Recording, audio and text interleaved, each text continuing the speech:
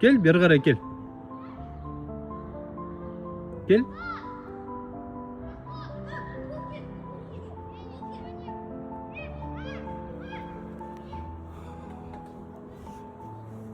Жалпы айтам да, осылар үшін жүрік та.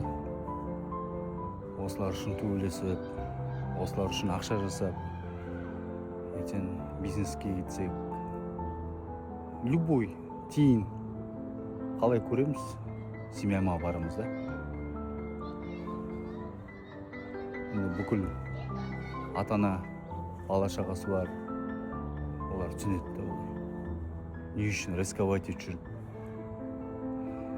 бәрі не үшін екен, бала шағасы бар адамдар түсінеді да.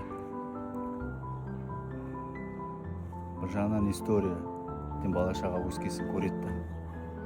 База жоқ, осындай жасқа келіп, әкем төбелескен ғой деп, ішпеген, шекпеген деген сияқты да. Пример болу үшін да жүрік та. Ішпейміз, шекпейміз, осындай жасқа келіп төбелесіп жүрік. Семьяны асырау жүрік. Кейбір адамдар бар да, біздің құрдастар бар, бізден кіші балдар бар, ішіп, араққа салынып кеткен, жаман нәрселерге салынып кеткен да. Қазір Құдай сақтасын, қазір синтетика толып кетті.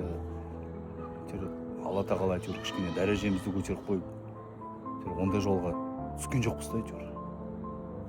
Осы балалар үшін жүрік та осылар.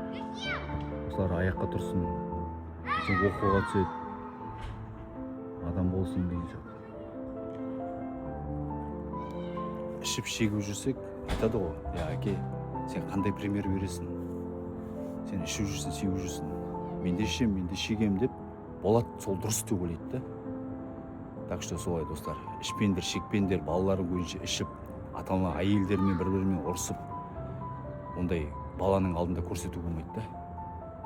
Түсіндір ғой. Давайте, Джеки, балаларымыз мықты болсын, Қазақстан жасасын.